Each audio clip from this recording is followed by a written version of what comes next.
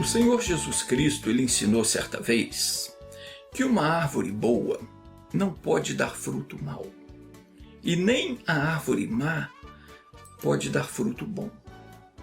O que significa isso? Significa que as doenças, os problemas, os sofrimentos não vêm de Deus. A pessoa sofre porque ela não tem conhecimento da palavra. Ela não busca a presença de Deus, ela não busca conhecer de Deus o que é direito dela adquirido lá na cruz do Calvário. A Bíblia diz que Jesus percorria toda a Galileia, ensinando nas sinagogas, pregando o evangelho do reino e curando todas as enfermidades e moléstias entre o povo. Por que nem todo mundo é curado? Porque não persevera, porque não luta, não ora com base naquilo que Deus diz na sua palavra. A pessoa que conhece a verdade e não ora, não busca de Deus a solução do seu problema, não reivindica a cura, a libertação, a prosperidade, essa pessoa um dia ela vai dar conta a Deus. Porque está escrito que quem crê no Filho de Deus, em si mesmo tem o testemunho. E quem a Deus não crê, mentiroso fez, porquanto não creu no testemunho que Deus de seu Filho deu. E qual foi o testemunho que Deus deu do seu Filho Jesus Cristo? Está escrito aqui no versículo 11, diz assim: e o testemunho é este, que Deus nos deu a vida eterna. E esta vida está em seu Filho. Quem tem o Filho tem a vida. Quem não tem o Filho de Deus não tem a vida. Como é que é esse negócio de ter o Filho ou não ter o Filho? Quem é que tem o Filho de Deus? Quem tem a palavra de Deus no coração? Aquele que busca uma comunhão com Deus diariamente. Quem não clama pela cura, pela libertação, pela prosperidade, essa pessoa declara que não crê no sacrifício que Jesus Cristo fez em favor dela. Mesmo no meio do povo que se diz cristão, a palavra de Deus ela não tem sido levada a sério. As pessoas não têm crido de fato que Jesus veio para nos dar vida. E vida com abundância, quer dizer vida plena em todos os sentidos, não só no sentido financeiro. Normalmente quando se fala em vida abundante, a pessoa pensa logo em prosperidade financeira. Também, mas Jesus não veio só para isso, ele veio para nos dar vida em todos os sentidos, vida plena. Eu não posso ter no meu corpo um membro, um órgão que não funciona, porque senão ele não teria vida. E Jesus veio para nos trazer vida plena. Então você não pode se conformar com uma enfermidade, com uma deficiência, com um problema, porque a palavra de Deus ela diz que Jesus veio para nos dar vida e vida com abundância, vida plena. Então muitas pessoas buscam resolver os seus problemas de modo natural, com esforço físico, quando primeiro deveriam buscar a face do Senhor Todo-Poderoso e reivindicar o cumprimento da palavra. Jesus advertiu que essas coisas iriam acontecer. Ele falou: os cuidados deste mundo, o engano das riquezas, as ambições de outras coisas, entrando no coração do ser humano, sufocariam a palavra. E a palavra ficaria infrutífera. Jesus disse isso. E está acontecendo. Muitas pessoas estão se deixando levar pela fascinação das riquezas. Só está se preocupando com as coisas materiais, com as coisas deste mundo, os cuidados da vida, as ambições de outras coisas.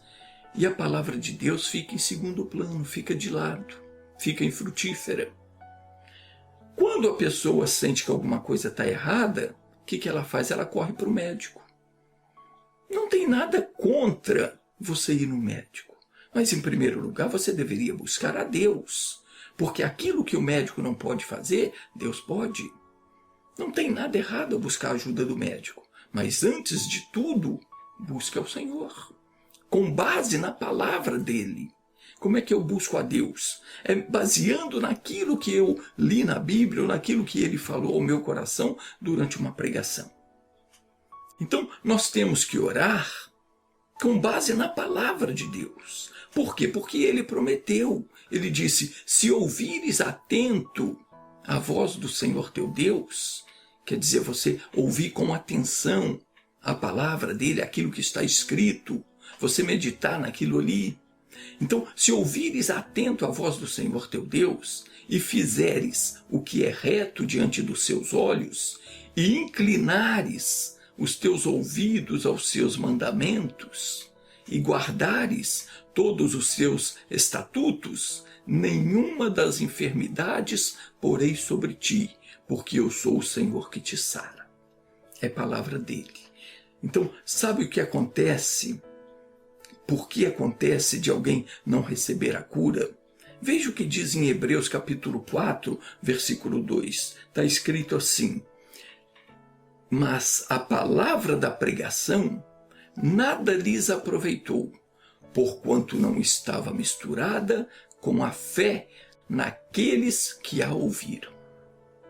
Meu irmãozinho, minha irmãzinha, se você não deixar a fé mover você, se você não misturar essa fé nas palavras que você ouve, elas não têm valor nenhum para você. Porque sem fé é impossível agradar a Deus. Só não consegue ser abençoado aquela pessoa que não crê. O profeta Isaías, ele diz que Deus teve prazer em moer o próprio filho. Preste atenção nisso. Antes de ser pregado na cruz, eles levaram Jesus para uma sala, amarraram ele em um poste, descobriram as costas dele e deram-lhe 39 chibatadas, com um chicote que era feito com 9 tiras de couro e em cada ponta tinha uma espécie de dente de animal. Não sei se era um pedaço de chifre, de osso ou se era de ferro. O carrasco pegou aquele chicote e bateu em Jesus 39 vezes. Uma quarentena menos um. 39 vezes, o que representava 351 chicotadas, porque como o chicote tinha 9 pontas, cada batida era 9 chicotadas, e abriu várias feridas, rasgando a carne de Jesus. E está escrito na Bíblia que Deus teve prazer em ver o seu filho passar por essas coisas. Está lá em Isaías capítulo 53, versículo 10. Diz, todavia, foi da vontade do Senhor esmagá-lo. A versão corrigida diz que foi da vontade do Senhor, que ao Senhor agradou moê-lo, fazendo-o enfermar. A pessoa, às vezes, ela não entende. Alguém vai dizer, puxa vida, que Deus mau. Como é que pode um pai ter prazer em ver o seu filho ser maltratado dessa forma? Mas é claro que Deus não é mau. Pelo contrário, aquela era a única maneira de nos resgatar. Jesus sabia que ele teria que pagar pelos erros da humanidade. Ele veio ao mundo sabendo disso. O castigo que nos traz a paz estava sobre ele, disse o profeta.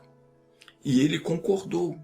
E então Deus teve prazer de colocar as nossas enfermidades sobre ele. E ele sofreu aquilo. E diz a Bíblia Sagrada que pelas feridas dele nós fomos sarados. Meu irmãozinho, minha irmãzinha, creia. Jesus levou a sua enfermidade, levou a minha. Fomos sarados. A Bíblia não diz que nós seremos curados. Preste atenção, você que está sofrendo com alguma enfermidade.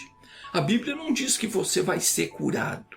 Ela diz que já foi, já fomos. Essa enfermidade que está no seu corpo, ela não é sua, é do diabo. Basta você crer e dizer, Deus, eu não aceito mais carregar no meu corpo uma enfermidade que não me pertence. Porque nenhuma enfermidade te pertence mais.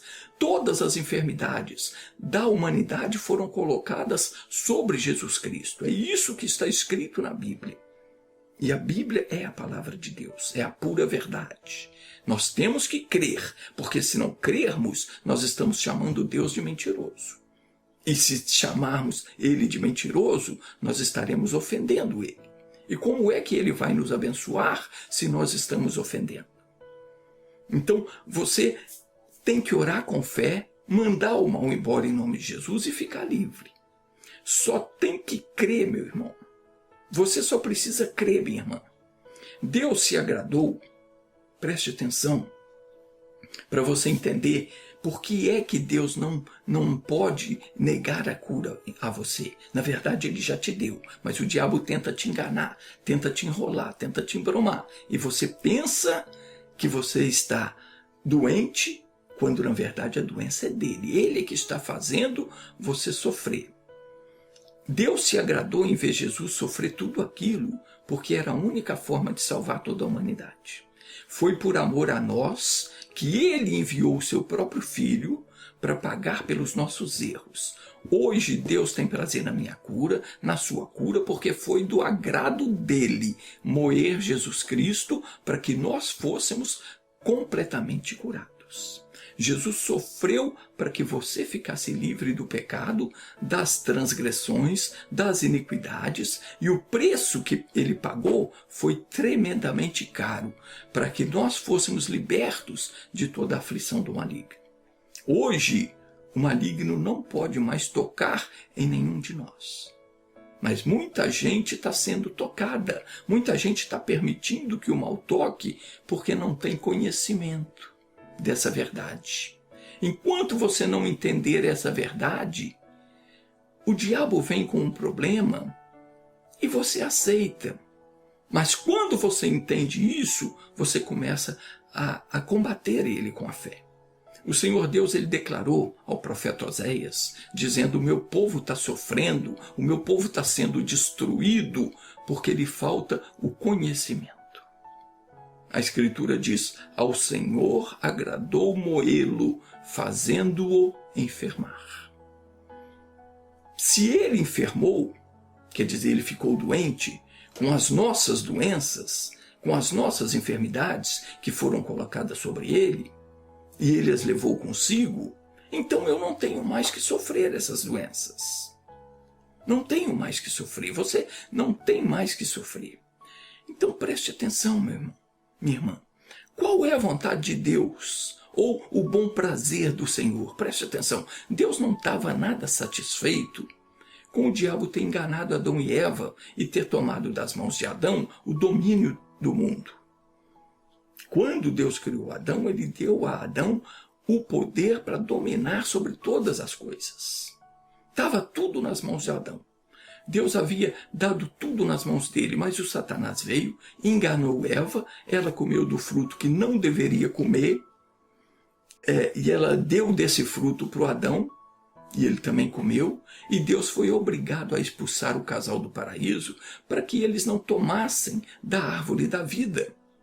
E isso aborreceu a Deus, porque o ser humano ele foi motivo de Deus ter criado todo este universo.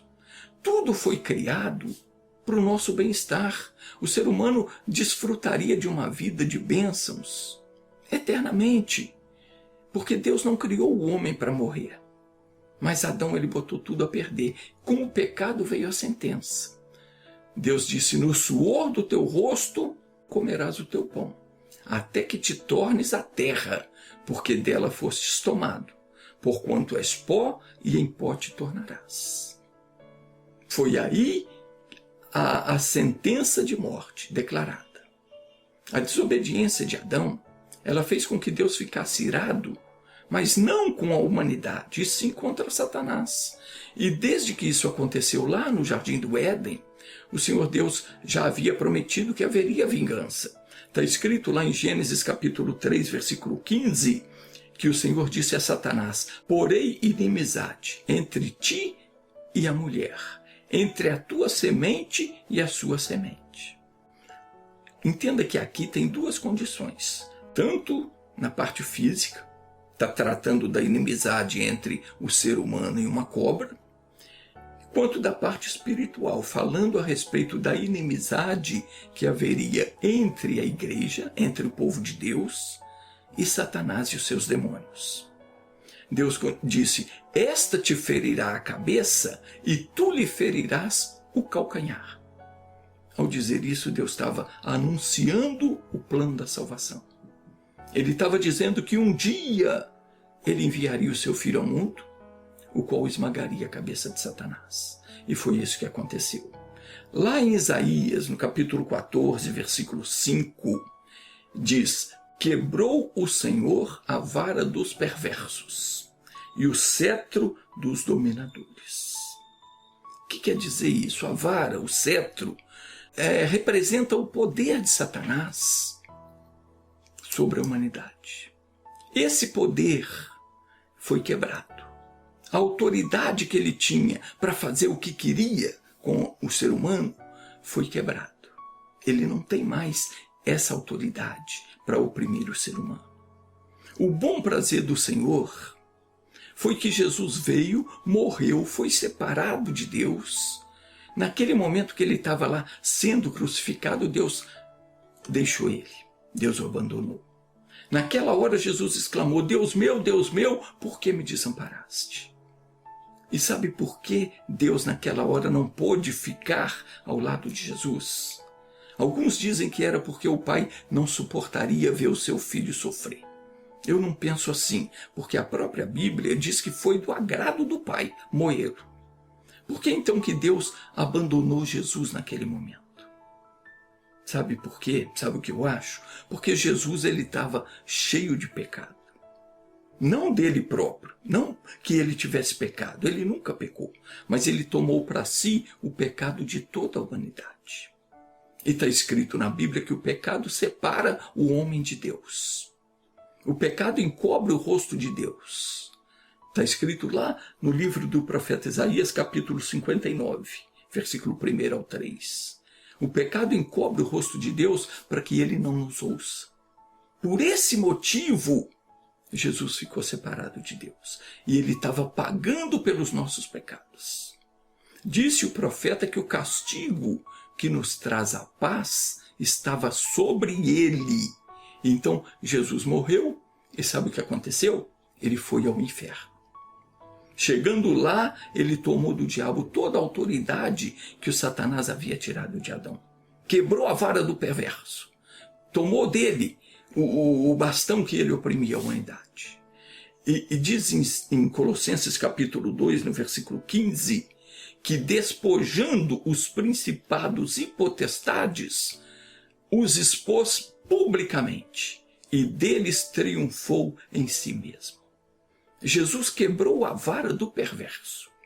Isso é, ele despojou o diabo da autoridade que ele tinha de nos fazer mal. Quebrou o cetro dos dominadores. Arrasou com o inferno. Agora, quando nós aceitamos, quando nós entendemos e reconhecemos o que Jesus fez por nós e nos entregamos a Ele para servi-lo, nesse mesmo instante nós somos transportados espiritualmente do reino das trevas para o reino da luz. E o diabo não pode mais tocar em nós. Meu irmãozinho, minha irmãzinha, você precisa aprender isso. Precisa conhecer a palavra de Deus, saber o que Jesus fez em seu favor e tomar a sua decisão. Eu vou deixar o pecado, eu vou deixar o engano, eu vou deixar a mentira e eu vou servir a Deus. Eu vou andar nos caminhos de Deus, eu vou fazer aquilo que agrada ao Senhor. Quando você tomar essa decisão, você é transportado espiritualmente do reino onde Satanás domina para o reino da luz, para o reino do Filho do amor de Deus. E o diabo não pode mais tocar. Mas alguém pode dizer, mas por que então que o diabo continua fazendo essas maldades, se já foi quebrado a vara dele, já foi tomada a autoridade que ele tinha? Sabe por quê? Porque a própria pessoa permite que ele faça essas maldades. Se você não der brecha para ele, o máximo que ele pode fazer é tentar você. Se você ceder, então você se torna um escravo dele.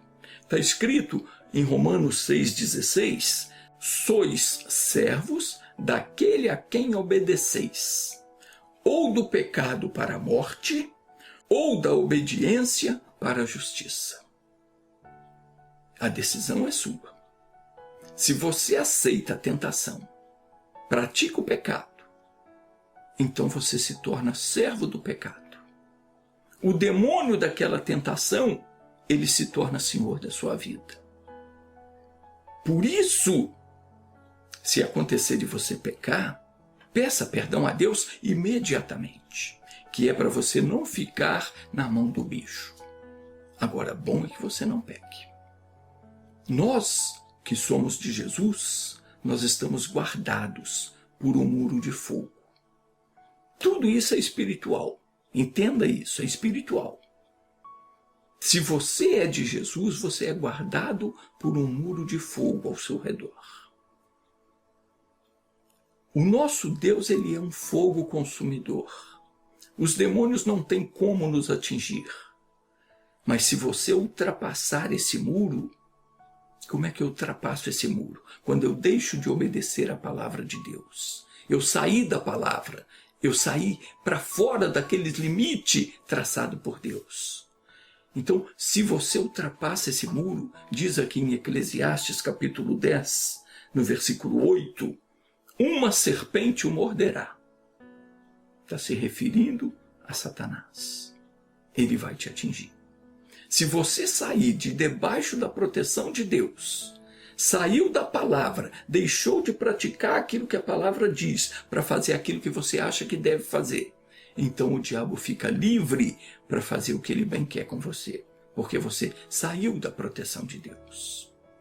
Nunca saia da palavra, não se venda por nada, recuse tudo que não for lícito, não desobedeça a Deus, não se envolva em falcatrua, não se venda para fazer o que é mal. Porque o preço a pagar é muito caro. Então, se você vier a errar, se arrependa na hora. Peça perdão, se acerte com a pessoa com quem você errou, que é para o diabo não segurar você. Se você não sair da palavra, pode escrever, você está seguro. Diz aqui no capítulo 14 de Isaías, versículos 5 e 6... quebrou o Senhor a vara dos perversos e o cetro dos dominadores. Quando o diabo vier te tentar, pode enfrentar ele em nome de Jesus. Pode falar para ele, a tua vara já foi quebrada, a autoridade que você tinha já não tem mais. Você está derrotado em nome de Jesus.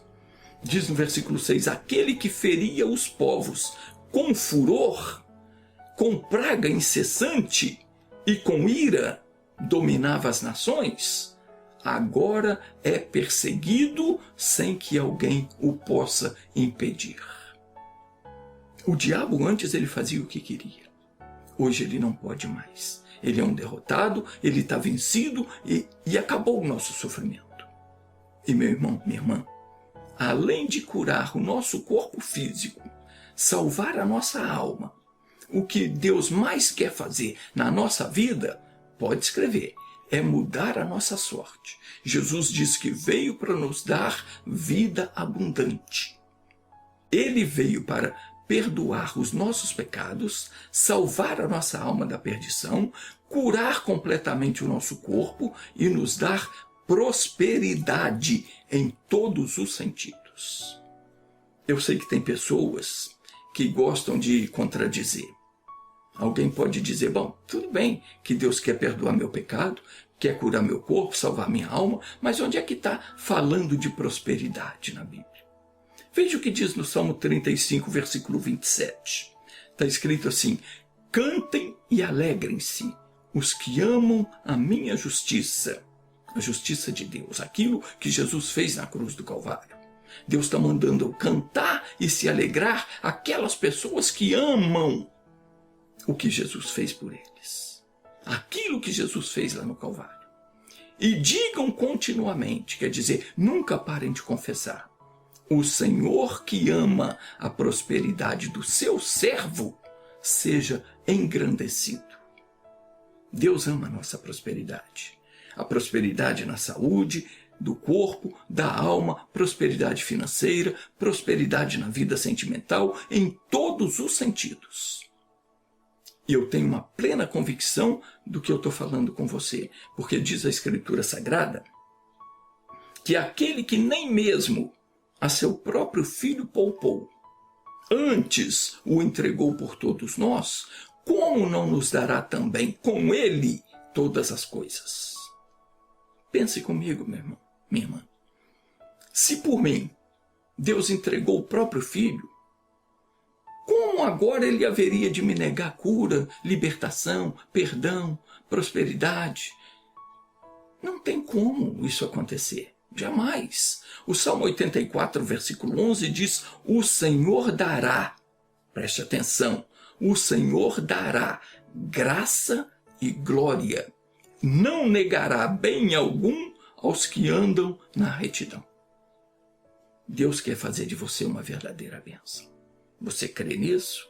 Ainda que você esteja com o pé na cova, ainda que você esteja matando o cachorro a grito, chutando lata, veja o que diz lá em Jó no capítulo 33, está escrito assim. Preste atenção, você que está aí com o pé na cova, você que está no bico do anu, olha o que está escrito em Jó capítulo 33, no versículo 23 ao 30, diz assim: se em sua companhia estiver um anjo, será que você tem um anjo na sua companhia? Na minha companhia eu sei que tem. Porque está escrito no Salmo 34, versículo 7, que o anjo do Senhor acampa-se ao redor dos que o temem e os livra. Preste atenção. Temer a Deus é respeitar a palavra. Quem teme a Deus tem garantia de que um anjo está na sua companhia. Então diz aqui, se em sua companhia estiver um anjo, se em sua companhia estiver um anjo, um intercessor, um mediador entre mil, para declarar ao homem, aqui diz homem ou mulher, tanto faz, é o ser humano, para declarar ao homem o que é justo e verdadeiro a seu respeito. O que é justo e verdadeiro a nosso respeito? Aquilo que Jesus fez por nós na cruz do Calvário. Ele deu a vida dele por nós, ele levou sobre si os nossos pecados, as nossas enfermidades, sofreu o castigo que era para nós, morreu a nossa morte, para que nós tivéssemos o quê? Direito à vida. Não direito de viver vegetando, mas direito à vida. Conforme diz em 1 de Pedro, capítulo 2, versículo 24, levando ele mesmo em seu corpo os nossos pecados sobre o madeiro, para que, mortos para os pecados, pudéssemos viver para a justiça, e pelas suas feridas fostes sarados. Então, como você pode ver, aqui há um intercessor, um mediador. Quem é esse intercessor? Quem é esse mediador? É Jesus. Jesus Cristo, a palavra de Deus. Ela é que é a intercessora, a mediadora, porque a palavra é o próprio Senhor Jesus. Então, está declarando aqui, a palavra de Deus declara o que me é justo, o que é verdadeiro ao meu respeito. Eu não posso deixar mais o diabo me enganar e dizer que isso é assim, que eu não tenho direito a ser liberto, não tenho direito a ser curado, não tenho direito a ser próspero. Você não pode aceitar isso, meu irmão. Continuando então, deixa eu ler de novo. Diz assim, preste atenção. Se em sua companhia estiver um anjo, um intercessor, um mediador entre mil, para declarar ao homem o que é justo e verdadeiro ao seu respeito, para lhe ser favorável e declarar. Está declarando, preste atenção, está declarando aqui, a palavra está declarando. O anjo, o intercessor, Jesus Cristo, que é a palavra, está declarando, livra-o de baixar a sepultura agora, porquanto encontrei resgate para a sua vida. Jesus Cristo nos resgatou. Diz a Escritura, Efésios 2, versículo 5, estando nós ainda mortos em nossas ofensas, isso lá no passado, quando nós ainda não conhecíamos a Deus e vivíamos do jeito que a gente bem entendia, estando nós ainda mortos em nossas ofensas, Deus nos vivificou juntamente com Cristo. Pela graça nós somos salvos, pela graça de Deus. Então eu vou ler de novo. Se em sua companhia estiver um anjo, o que significa isso? Se você tiver na sua companhia, no seu coração, a palavra de Deus, se você vive com a palavra no coração, você segue a Deus, serve a Deus, não abre mão da palavra. Você tem um anjo, um intercessor, um mediador, que é Jesus Cristo, com você. Para quê? Para declarar o que é justo e verdadeiro a seu respeito. Para te ser favorável e declarar, livro de baixar a sepultura agora, porquanto encontrei resgate para a sua vida. Como é que Jesus encontra resgate para a sua vida? Quando é que isso acontece? Quando você se arrepende dos seus erros. Quando você reconhece o que você fez, que é mal diante de Deus, e você se arrepende, e você se converte, e você então se entrega para Deus de corpo e alma. Então o que vai acontecer? Diz no versículo 25, sua carne se renovará e será como na infância. E ele, você, voltará a ser como no tempo de juventude. E ele orará a Deus e será contemplado com o favor do Altíssimo, que lhe permitirá ver a face de Deus com júbilo e restituirá ao homem a sua condição de justo. Deus apaga completamente os nossos erros, os nossos pecados, tira a nossa culpa e nos restitui a nossa condição de justo.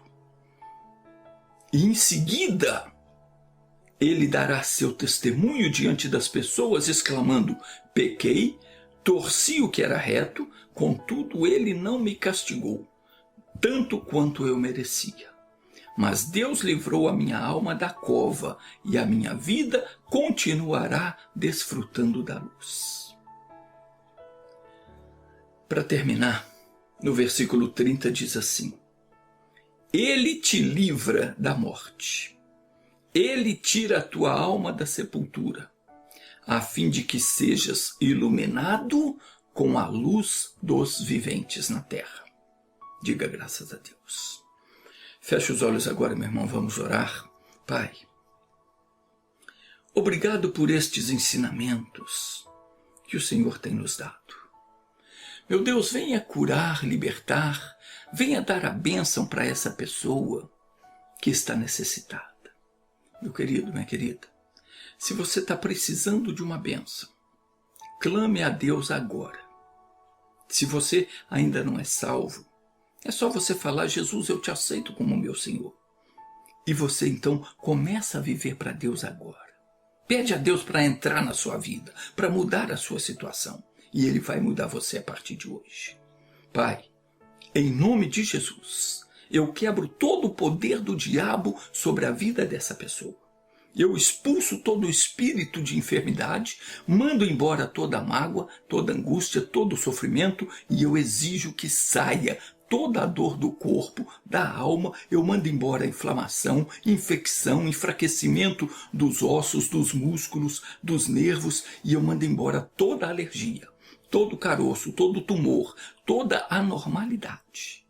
Em nome de Jesus, eu exijo que saia agora. No poderoso nome de Jesus Cristo, eu desfaço agora toda macumba, toda obra de bruxaria, de feitiçaria, de inveja, de olho grande. Eu amarro o espírito que ganhou um trabalho na encruzilhada, no cemitério, na Mata Virgem, nas cataratas. Eu desmancho esse trabalho na autoridade do nome do Senhor Jesus Cristo. E eu expulso todo o mal, Em nome de Jesus, diabo, deu fora dessa vida e não oprima mais. Saia em nome de Jesus. Meu irmão, minha irmã, receba a tua bênção para a glória de Deus. Amém.